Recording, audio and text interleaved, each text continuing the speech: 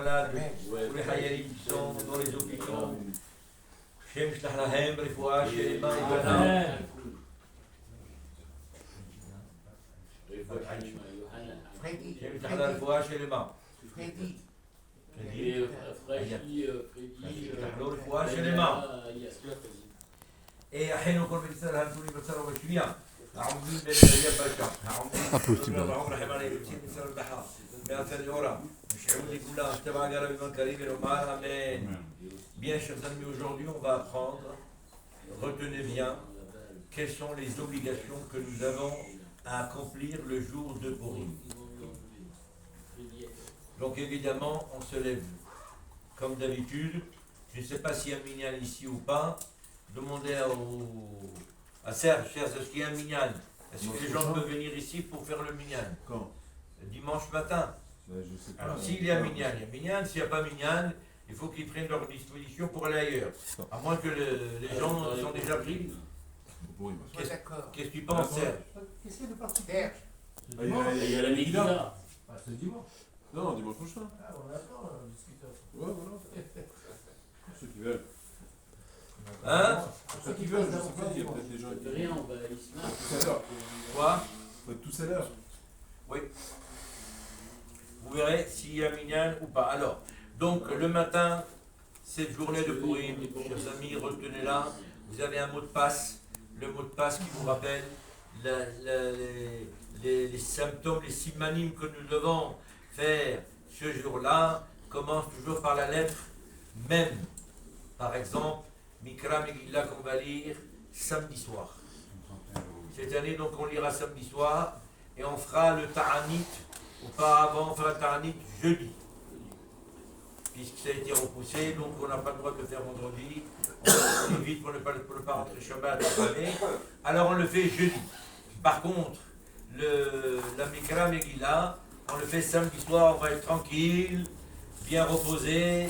On fera ça c'est la première chose. Donc il faut entendre la Megillah. Et entendre la Megillah, on ne va pas s'attarder là aujourd'hui, on va essayer d'expliquer une autre fois. Donc en gros, qu'est-ce qu'on doit faire? Donc Mikra Megillah, ça c'est le premier même. Ensuite, le lendemain, nous devons répéter à écouter la Megillah. Dimanche matin, oui, nous devons faire de nouveau la Megillah. Donc il ne faut pas oublier. Ensuite, il y a Mishloach Manot Ish Lere'eu. Chacun, encore une fois avec un même, chacun doit envoyer des aliments à manger, 2 aliments minimum, puisque c'est en pluriel. Par exemple, on envoie un bout de gâteau avec un jus de fruits, ou un bâché à colle quelconque, ou bourré prêt à Geffen.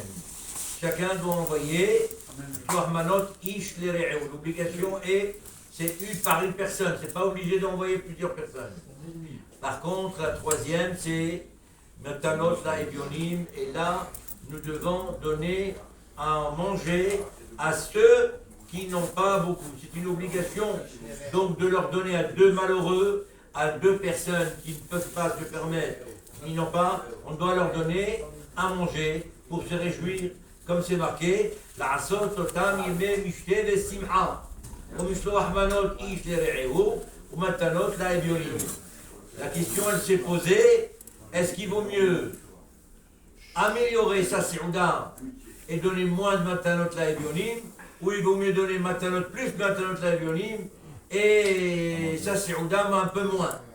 Eh bien, la réponse était évidemment, il vaut mieux donner un peu plus à des pauvres que sa si'ouda. Mais en tous les cas, on doit donner à 2 personnes. 2 personnes qui puissent se réjouir et manger. Donc ce jour-là, voilà, ça ce sont les obligations que nous avons.